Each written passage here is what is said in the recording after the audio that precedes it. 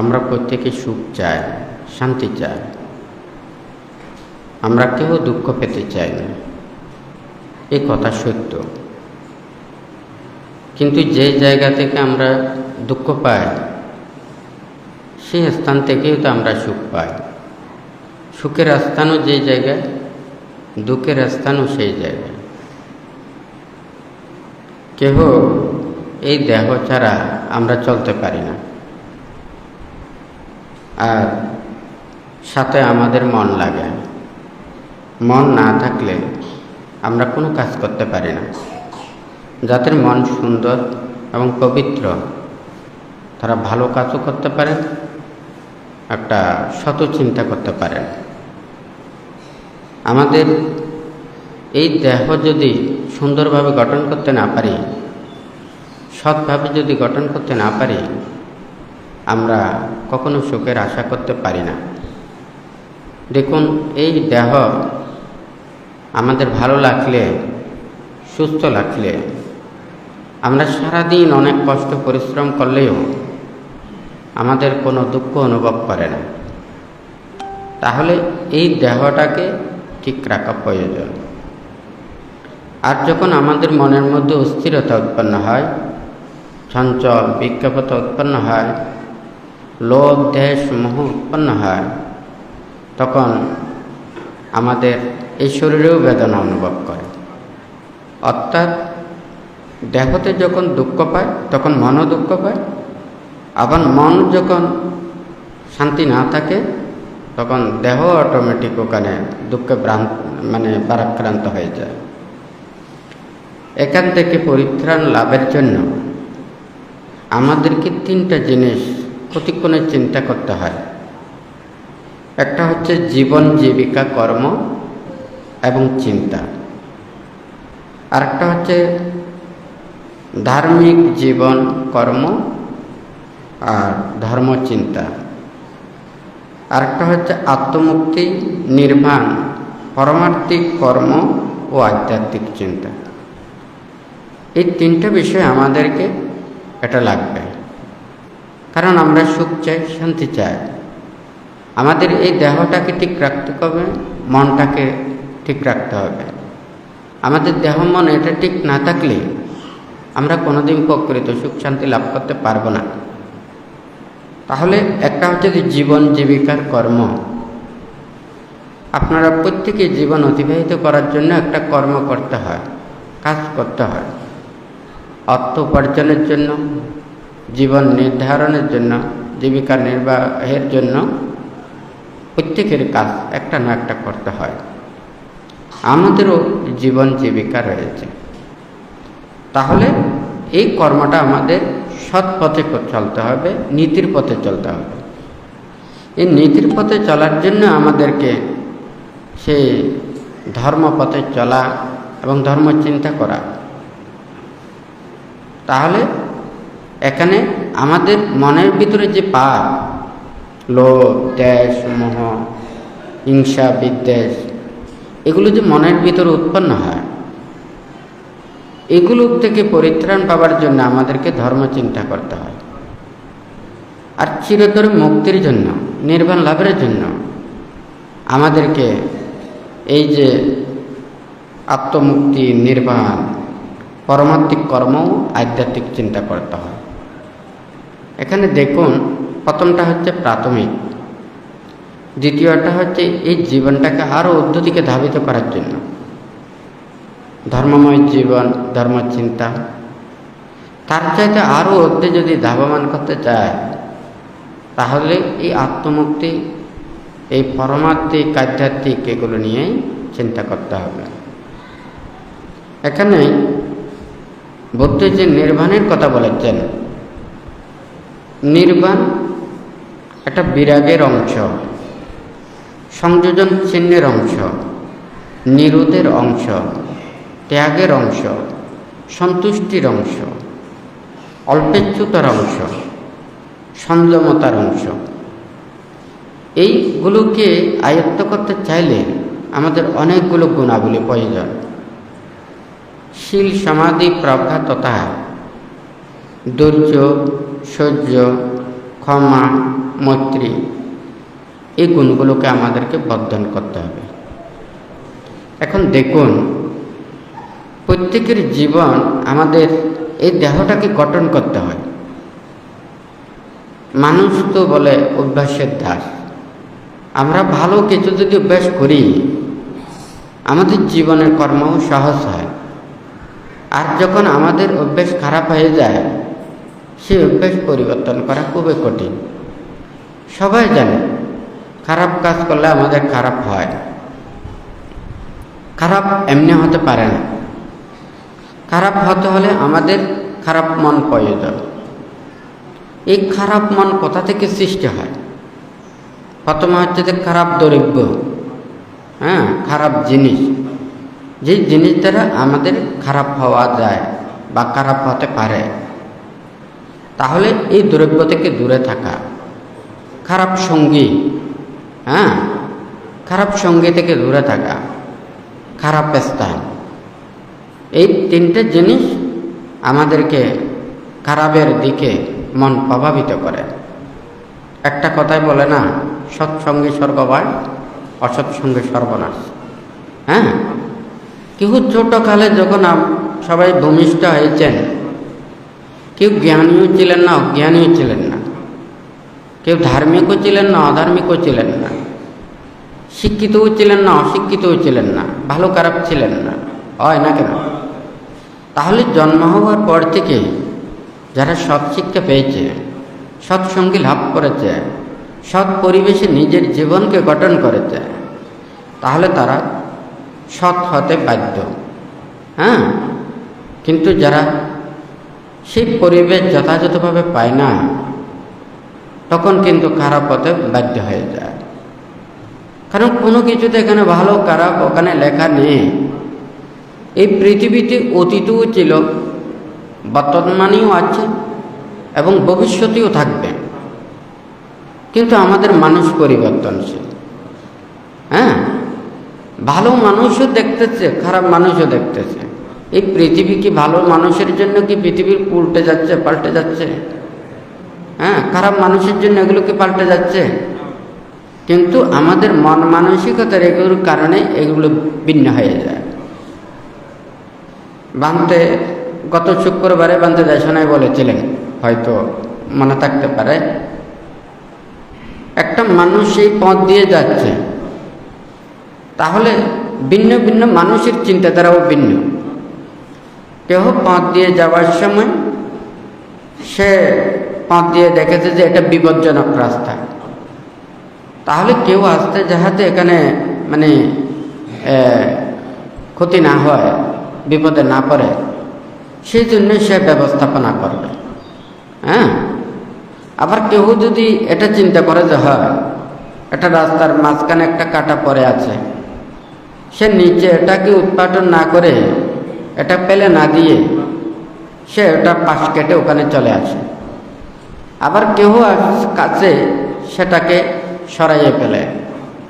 আবার কেউ আছে সে মানুষের পায়ে যাহাতে আরো বেশি করে পড়ে সেই জায়গাতে রাখে। দেখুন, কাটার কোনো দোষ নেই, রাস্তার কোনো দোষ নেই, এখানে মানুষের মন মানসিকতা ভিন্নতা। ঠিক আছে? তাহলে আমাদের মনকে আমরা যত সুন্দর করতে পারবো, পবিত্র করতে পারবো, ভালো করতে পারবো, আমরা ভালো কিছু লাভ করতে পারবো। এই পৃথিবীর যত কিছু আছে এগুলো আমাদের কল্যাণের জন্য হয়, আমাদের উপকারের জন্য হয়। কিন্তু আমাদের মন মানসিকতা যখন খারাপ হয়, তখন আমরা এটাকে ভালো পথে নিয়ন্ত্রণ করি না, আমরা খারাপ পথে নিয়ন্ত্রণ করি, আমরা খারাপ দিকে যাই। তাহলে আমাদেরকে এখানে চিন্তা করতে হবে। বুদ্ধ দেখেছেন যে কি, কোনো মানুষ যদি সে ভালোর দিকে যদি আসতে চায়, তাহলে আমাদের মনটাকে শুদ্ধ করতে হবে। মনের ভিতরে লোভ, দ্বেষ, মোহ এগুলোকে ধ্বংস করতে হবে।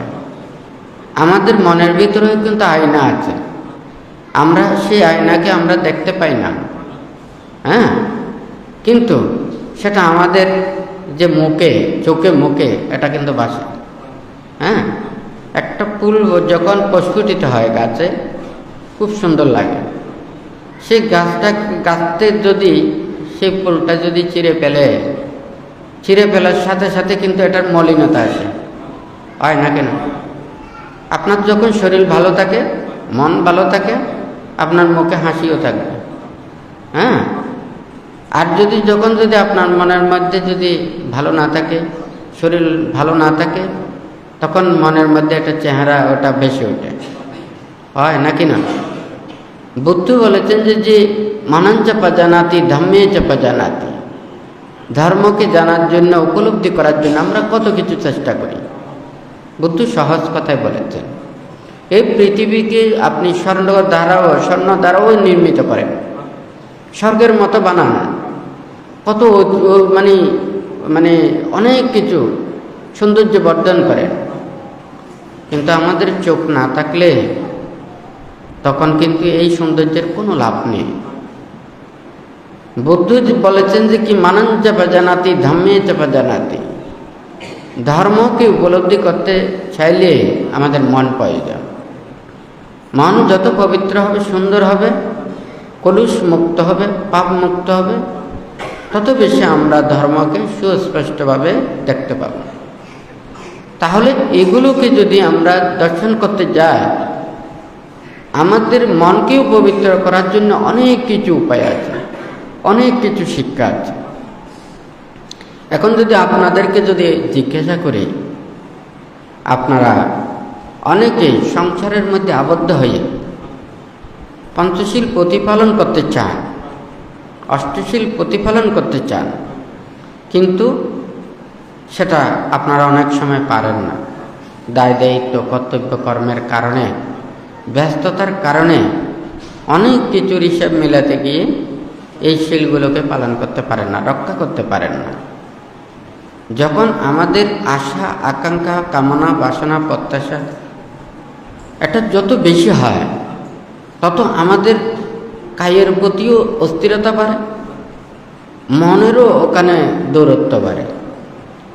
তাহলে যত বেশি আমাদের এই ব্যস্ততা, আশা, আকাঙ্ক্ষা, কামনা, বাসনা যত বেশি আমাদের বেশি হবে, তত আমাদের দেহ স্থিরতা বাড়বে, মনেরও ওখানে চঞ্চলতা বাড়বে।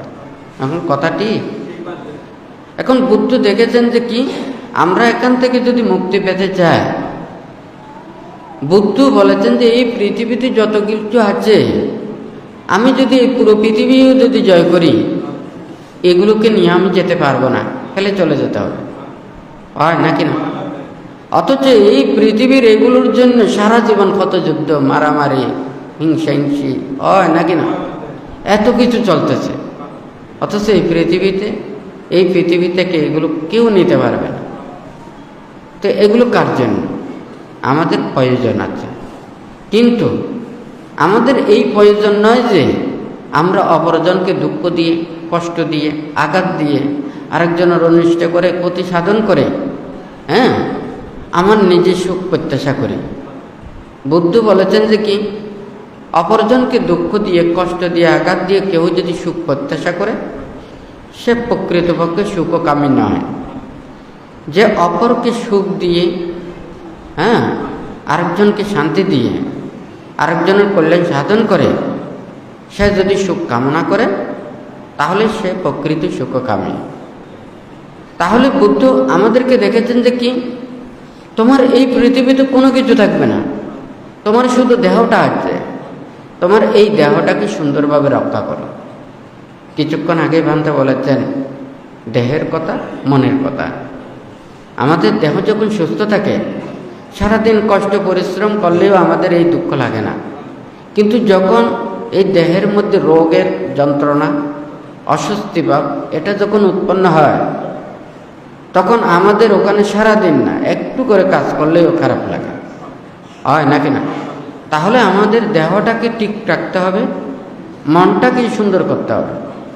আবার মন সুন্দর করলে যে আপনি মুক্ত হয়ে যাবেন তা নয়। হ্যাঁ, একটা জিনিস, আমরা প্রত্যেকে তৃষ্ণার্ত নিবারণের জন্য পানি গ্রহণ করি, পানির দুর্গন্ধ মুক্ত হলে আমাদের সেটা মানে গ্রহণ করতে ভালো লাগে, পরিষ্কৃত হলে তাও ভালো লাগে, কিন্তু জীবাণু তো দেখা যায় না। এটা দুর্গন্ধমুক্ত, পরিষ্কৃত, কিন্তু জীবাণুযুক্ত। কিন্তু ওটা গ্রহণ করলে আমাদের কি হয়, ওখানে অসুখ বিসুখ হতে পারে, রোগ ব্যাধি হতে পারে। আর যদি এটা যদি জীবাণু মুক্ত হয় তাহলে আমরা গ্রহণ করলে আমাদের কোনো প্রকারের ক্ষতি করে না। এখানে জীবাণুর কথাটার অর্থ হচ্ছে কি, আমার মনের মধ্যে পাপ, লোভ, দ্বেষ, মোহ, হিংসা, বিদ্বেষ, অকুশল চেতনা, এই যে ক্লেশ সংযোজন আদি, এগুলো সবগুলোর স্থান কিন্তু ওইটাতে। হ্যাঁ, মনে করুন এটার ভিতরে মানে পানির ভিতরে ওখানে জীবাণু নেই, ওটা গলা, হয়তো খেতে খারাপ লাগবে, কিন্তু ওটা গেলে আপনার অসুখ হবে না, হয় নাকি না? হয়তো ওটা পরিষ্কৃত কম, কিন্তু এটা জীবাণুমুক্ত, খেলে কোনো অন্যায় নেই। তাহলে আপনার জীবনটা সুন্দর করেছেন, কিন্তু মন তো পাপমুক্ত করেন নাই। হ্যাঁ, তাহলে যদি আপনি পাপমুক্ত না করেন, আপনার লোভ, দ্বেষ, মোহ, হিংসা, বিদ্বেষ দ্বারা আপনি যে কোনো সময় খারাপ কাজ করতে পারেন, অন্যায় করতে পারেন, অপরাধ করতে পারেন। আমরা সবাই জানি লেখাপড়া, বিদ্যা শিক্ষা এটা ভালো, সবাই প্রশংসা করে, আসলে ভালো। কোনো লেখাপড়া, বিদ্যা শিক্ষা ওখানে খারাপ কিছু আছে এটা দেখা যায় না। কিন্তু আমাদের মন যখন খারাপ হয় তখন কিন্তু এটাকে আমরা অপব্যবহার করি। জ্ঞান থাকা তো ভালো, একটা জিনিস আবিষ্কার করা তো ভালো, মানুষের কল্যাণের জন্য, ভালোর জন্য, এটা তো আবিষ্কার করলে তো খারাপ নয়। কিন্তু আমাদের মন যখন অকুশল হয়, আমাদের মন যখন ওখানে পাপে নিমজ্জিত হয়, তখন এটাকে আমরা ভালোভাবে ব্যবহার করি না, খারাপভাবে ব্যবহার করি, হয় নাকি না? তাহলে প্রত্যেকেরই এটা চিন্তা করতে হবে, এই পৃথিবীতে যদি প্রকৃত সুখ, শান্তি, মঙ্গল আনতে যায়, আমরা যদি মুক্তির পথের দিকে ধাবিত হতে চাই, তাহলে আমাদের এই গুণগুলো প্রয়োজন। ধৈর্য, সহ্য, ক্ষমা, মৈত্রী, এগুলো লাগবে। কিন্তু আমাদের ধৈর্য নেই, আমাদের সহ্য নেই, একটুও আমরা সহ্য করতে পারি না, একটুও আমরা ধৈর্য ধরতে পারি না। আমরা আরেকজনের প্রতি ক্ষমা, মৈত্রী এটা প্রদর্শন করতে পারি না। আমরা যদি হিংসায় বশীভূত হই, একটা যদি জায়গায় যদি আগুন জ্বলে, সেই জায়গাতে যদি আরও যদি ওখানে এই মানে আগুনের যদি উপাদানগুলো দেয়, সেই আগুন আরও বাড়তে থাকবে। আপনি একে আরেকজনকে আঘাত দিলেন, সেও মৈত্রী, ক্ষমা এগুলো না থেকে সেও প্রতিহিংসা পরায়ণ হলো, সেও তাকে আঘাত দেওয়ার জন্য চিন্তা করলো। তাহলে এই মনের ক্রোধ, বিদ্বেষ এটা তো দিন দিন বাড়তেই থাকবে, এটা তো কোনো দিন কমবে না। তো এখানে সেই জন্য দুঃখ নিরোধের কথা বলেছেন, কিভাবে আমরা নিরোধ করতে পারি। দুঃখ সমুদয়, দুঃখ নিরোধ এবং দুঃখ নিরোধের উপায়। এখানে দুঃখ নিরোধ, যেখান থেকে এটা নিরোধ করা যায়, কোনগুলো দ্বারা নিরোধ করা যায়। এখানে বুদ্ধ বিরাগের কথা বলেছেন, বিসংযোগের কথা বলেছেন, নিরোধের কথা বলেছেন, ত্যাগের কথা বলেছেন, সন্তুষ্টিতার কথা বলেছেন। আপনার যদি মনে করেন ওখানে কোটি কোটি টাকাও থাকে, আপনি যদি সন্তুষ্টপরায়ণ না হন তাহলে শান্তি পাবেন না। আর যদি এক মানুষ যদি অল্পও থাকে, সে তাহাতেই সন্তুষ্টি, তাহলে সে শান্তি পাবে। কথা কি বোঝা যাচ্ছে? হ্যাঁ, আমাদের মনটাকে যদি বোঝাতে পারে, আমাদের মনটাকে যদি সঠিক পথে আনতে পারে।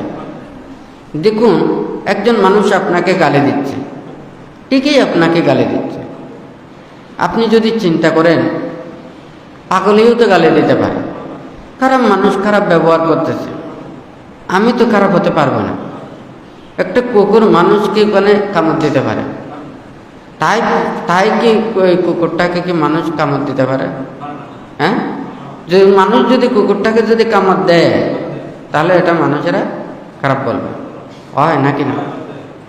আপনি তো ভালো, আপনি তো সৎ, আপনি তো জ্ঞানী, আপনি তো খারাপ কাজ করতে পারেন না।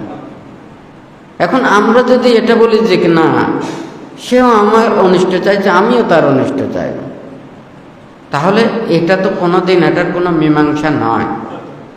তবে এটা সত্য, একটা খারাপ কাজ করলে, অন্যায় কিংবা অপরাধ করলে এটার যদি শাস্তি না পায়, এটার যদি দণ্ড না পায়, এটার যদি কোনো প্রতিকার না করে, এটা দিন দিন বাড়তে থাকবে।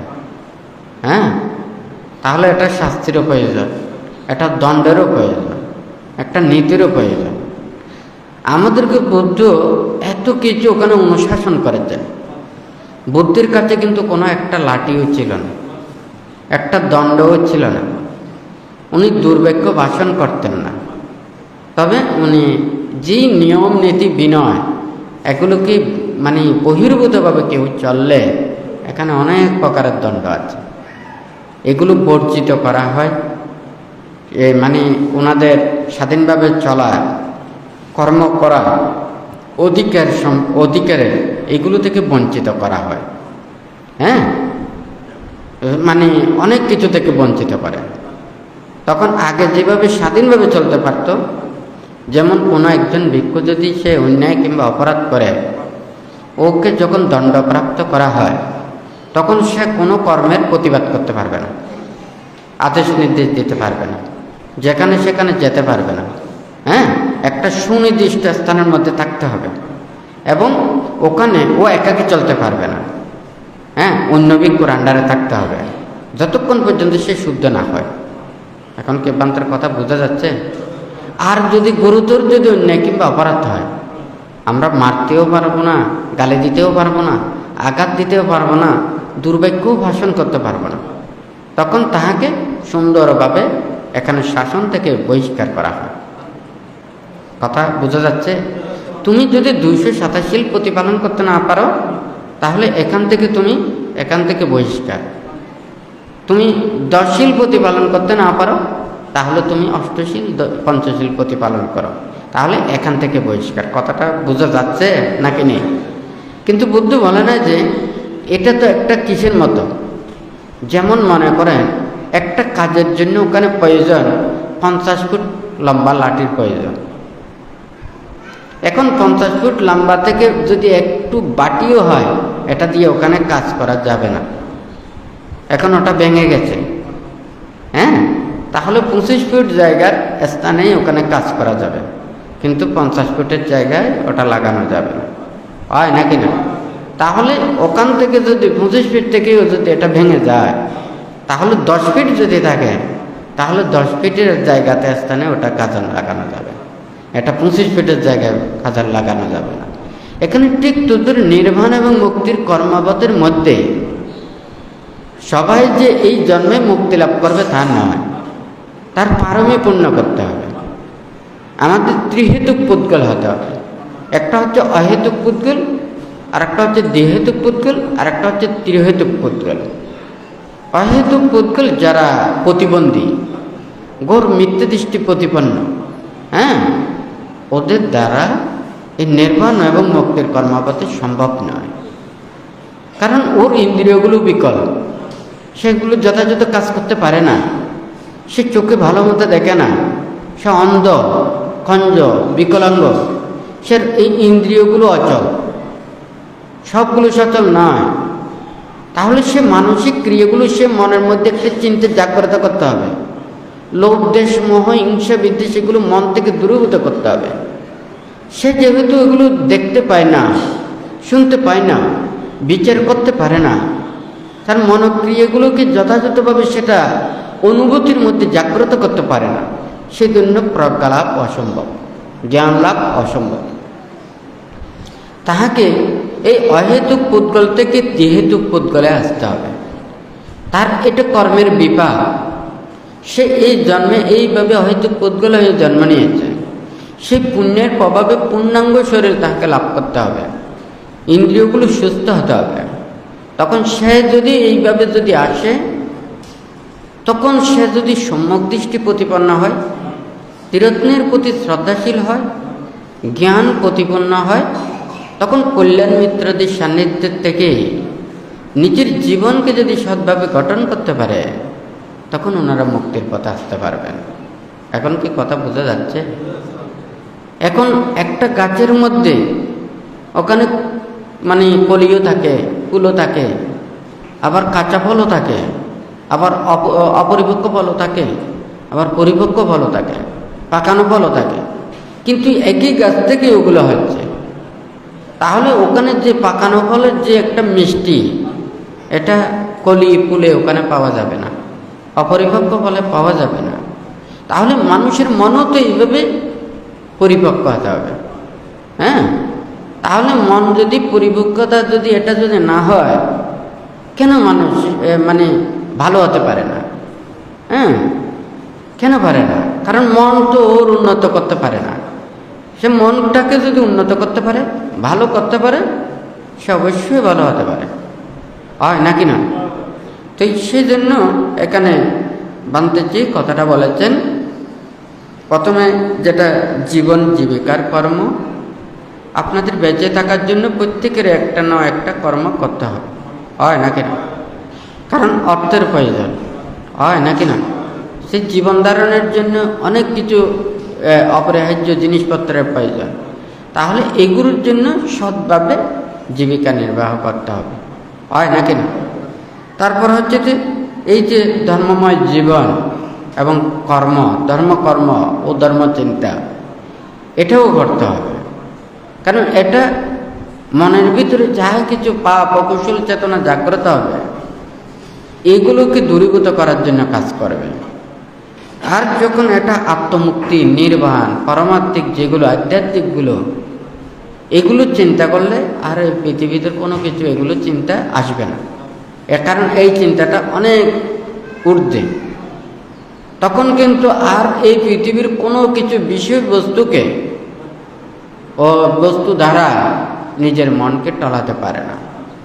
হ্যাঁ, ওরা স্বাধীন, ওরা অনাসক্ত, ওদের কোনো পাপ থাকে না, ওরা অন্যায় করে না, অপরাধ করে না। যে এই পৃথিবীর কোনো কিছু তার কামনা, বাসনা, আশা, আকাঙ্ক্ষা, প্রত্যাশা নেই, তাহলে সে পাপ কি জন্য করবে, হয় নাকি না? তাহলে যাই হোক, বান্ধব সবাইকে বলতে চাই, কাউকে দুঃখ দেওয়ার, আঘাত দেওয়ার ক্ষমতা আমাদের কাছে নেই। আমরা আমাদের যদি সামর্থ্য থাকে, আমাদের যদি ইচ্ছা থাকে, আমরা যদি পারি অপরজনকে সুখ দেবেন, শান্তি দেবেন, ভালো কিছু করবেন। হ্যাঁ, এই পৃথিবীতে ভালো কিছু করার সবার অধিকার আছে, কিন্তু খারাপ করার অধিকার নেই। হ্যাঁ, আপনি যতই কিছু করেন না কেন, আপনি সৃষ্টি করতে পারেন, কিন্তু ধ্বংস করতে পারবেন না। হ্যাঁ, কারণ ধ্বংস করার অধিকার নেই, সৃষ্টি করার অধিকার আছে। হ্যাঁ, তাহলে আমরা যদি এটা যদি চিন্তা করি, তাহলে প্রত্যেকের এটা উচিত আমরা প্রত্যেকের প্রতি মঙ্গলকামী হওয়া। এই পৃথিবীতে প্রকৃত সুখ শান্তি আনার জন্য সংসার এবং সংসার ত্যাগ। কেন বুদ্ধ এই সংসার ত্যাগের কথাটা বলেছেন?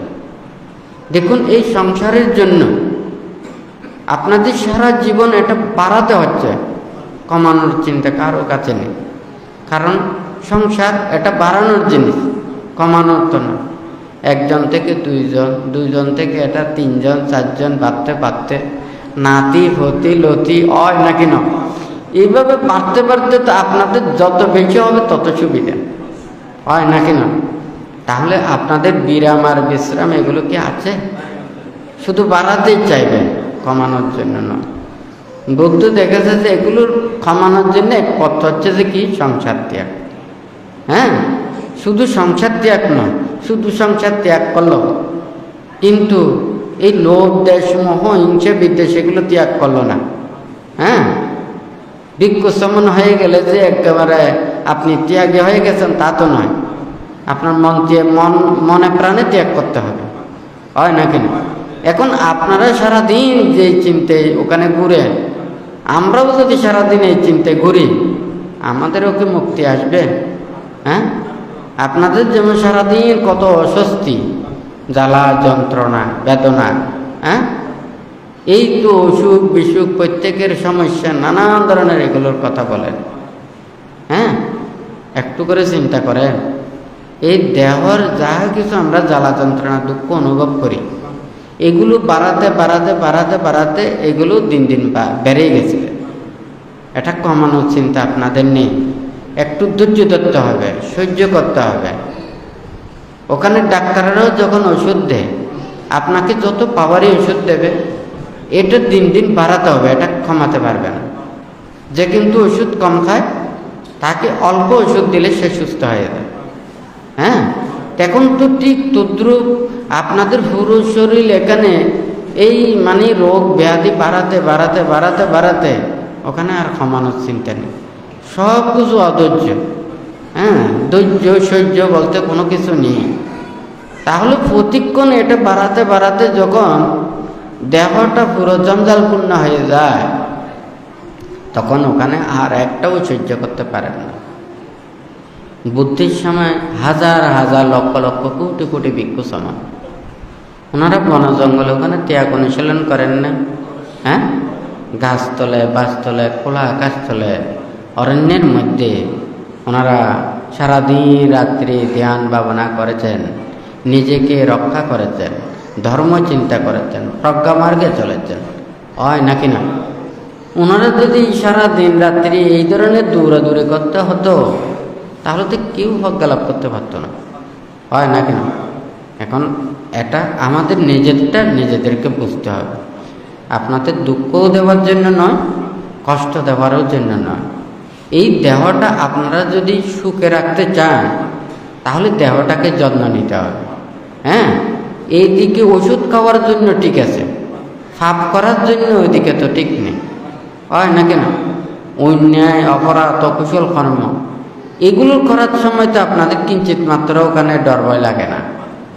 বুদ্ধ বলেছেন, যা কিছু আমরা কষ্ট পাই, দুঃখ পাই, কত জন্ম জন্মান্তর কত পাপ করেছেন, এগুলোর কোনো হিসেব আছে?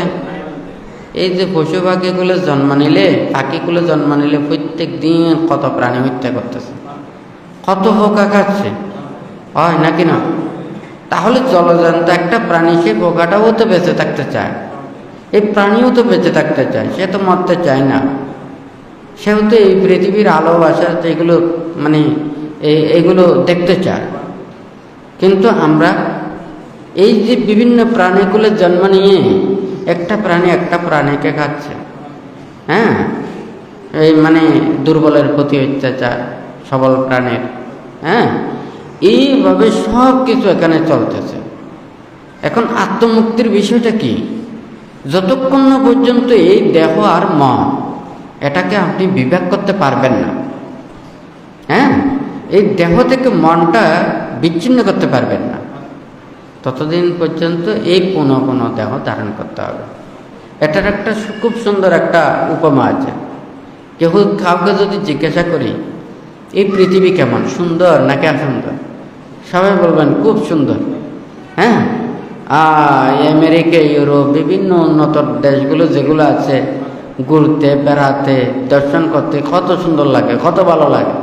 এই পৃথিবীর রূপ রং বৈচিত্র্য কত কিছু, সারা জীবন এই পৃথিবীতে থাকতে চায়, রূপ রং বৈচিত্র্য দেখতে চায়, নানান কিছু শুনতে চায়, খেতে চায়, অর্থাৎ এই ইন্দ্রিয় দ্বারা সুখ অনুভব করে থাকেন, প্রত্যাশা করেন। সেই জন্যই পুনঃ পুনঃ দেহ ধারণ করতে হয়। এখন কি পান্তের কথা বোঝা যাচ্ছে? আর যদি বলেন যে না, আমি এই পৃথিবী চাই না, আমি এই দেহ চাই না, এগুলো দ্বারা আমার চিত্ত ওখানে টলতে পারে না, এগুলো আমাকে কোনো প্রলুব্ধ করতে পারে না, তাহলে তার চিত্ত যদি এই বিষয়বস্তু তথা এই দেহ মনের প্রতি অনাসক্ত বিহার করে, তাহলে সে মুক্তির দিকে আসতে পারে। এখন কি পান্তের কথা বোঝা গেছে? একটা ছোট্ট পিপলিকেও দেখেন যে সেও কিন্তু সুখ দুঃখ অনুভব করতেছে, সেও কিন্তু ওটা মুক্তির বিষয় জানতে পারতেছে না। তার চিত্তও অনাসক্ত নয়, তার চিত্তও স্থির নয়, তার চিত্তও অস্থির। বিক্ষিপ্ত, চঞ্চল এবং সংসারে লিপ্ত, ভোগতৃষ্ণায় জড়িত। তাহলে এই মুক্তির উপায়টা হচ্ছে যে কি, যতক্ষণ না পর্যন্ত এই দেহের প্রতি অনাসক্তি বা করতে না পারবে, এই ইন্দ্রিয়ের প্রতি অনাসক্ত হতে না পারবে, ততদিন পর্যন্ত এটাকে মুক্তি লাভ করা সম্ভব না।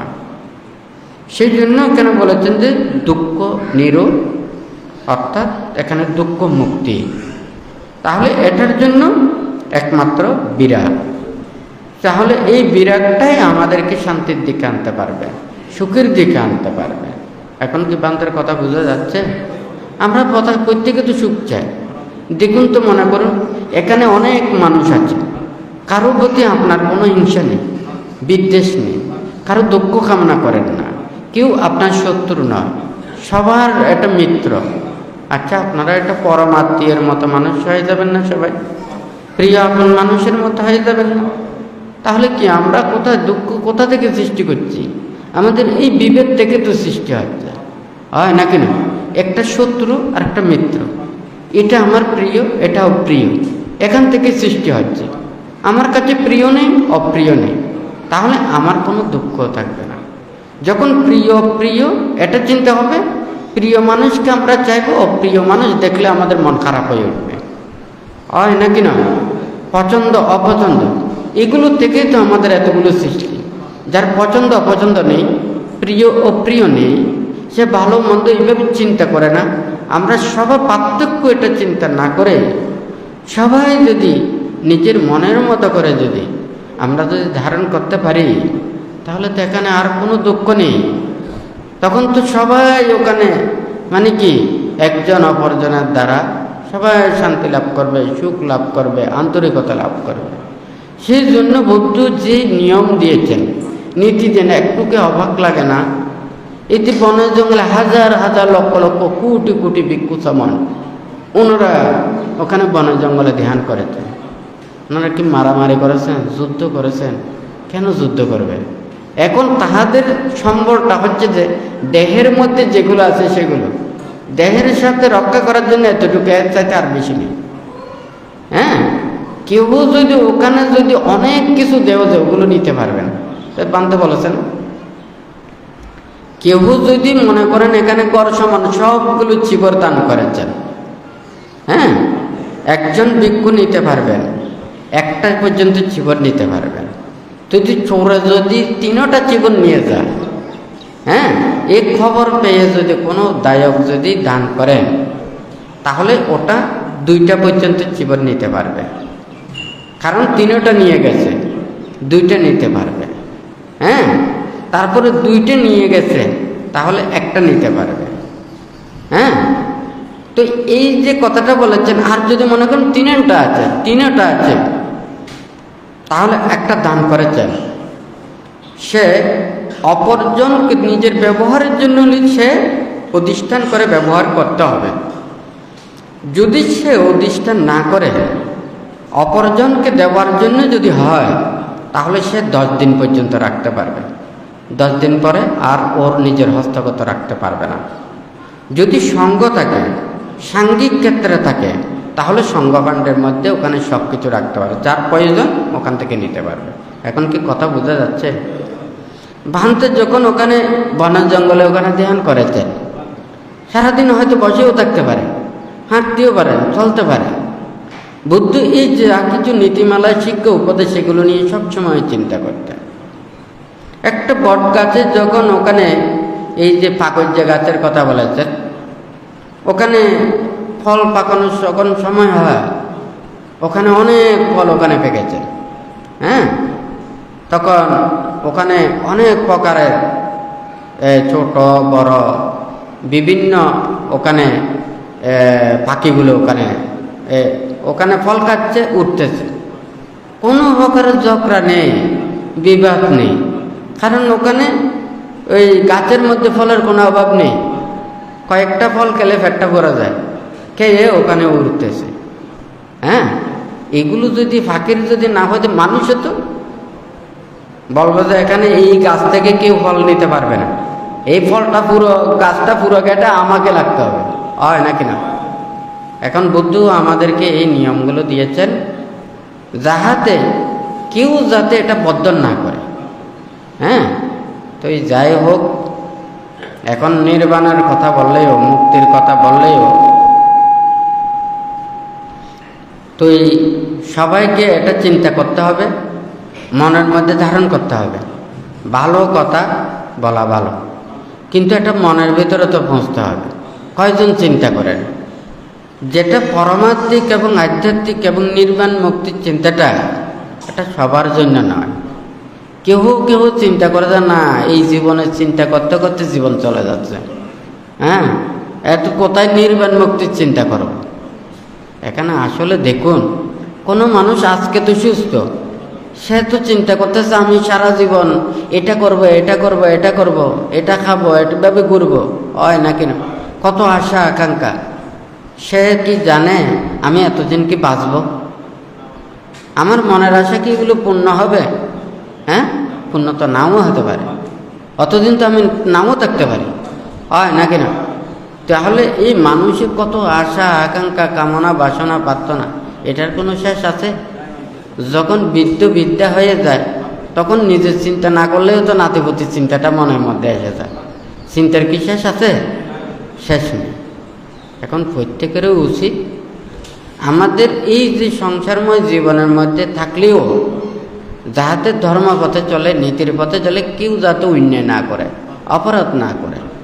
ধর্ম কর্মপথে চলা মানে আপনার যখন সারাদিন কত কাজ করেন, সেই সময় কত অস্থিরতার চিন্তা থাকে, হ্যাঁ, মন ব্যস্ত থাকে।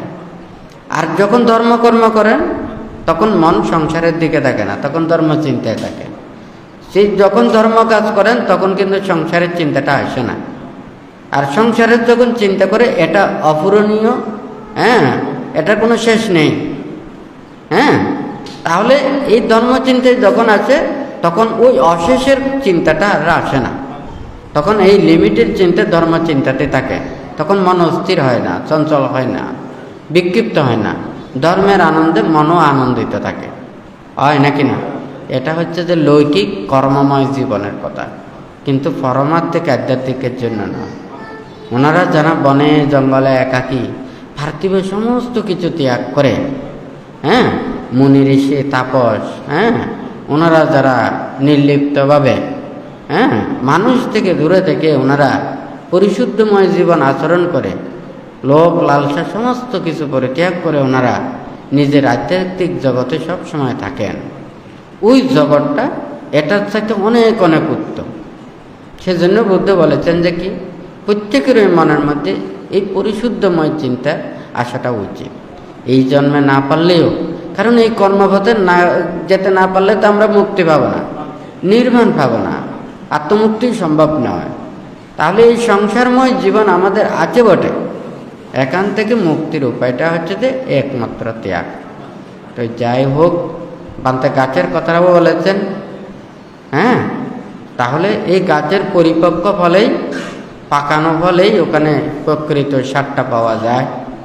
আমাদের মন, চিন্তা, চেতনা এগুলোকে লোভ, দেশ, মোহ, পাপের যত প্রকারের আছে এগুলো যদি আমরা পরিত্যাগ করতে পারি, এগুলো থেকে শুদ্ধ মুক্ত করতে পারি, সেই আত্মমুক্তি তখনই আমরা কিছুটা দর্শন করতে পারব।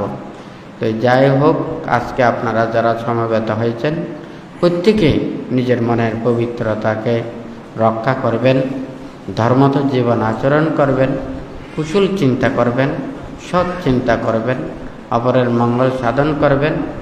নিজেরা এই যতদিন পর্যন্ত নির্বাণ এবং মুক্তি লাভ করতে না পারেন, সৎ কল্যাণ মিত্রের সান্নিধ্য থেকে সৎ মাতা পিতা বন্ধুবান্ধব লাভ করে যাতে প্রত্যেকেই নির্বাণের এবং মুক্তির পথে আসতে পারেন, মুক্তি লাভ করতে পারেন, সেই রূপে মনের মধ্যে আশা আকাঙ্ক্ষা রেখে ত্রিরত্নের প্রতি শ্রদ্ধা এবং আশীর্বাদ প্রার্থনা করে 3 বার সাধুবাদ প্রদান করি।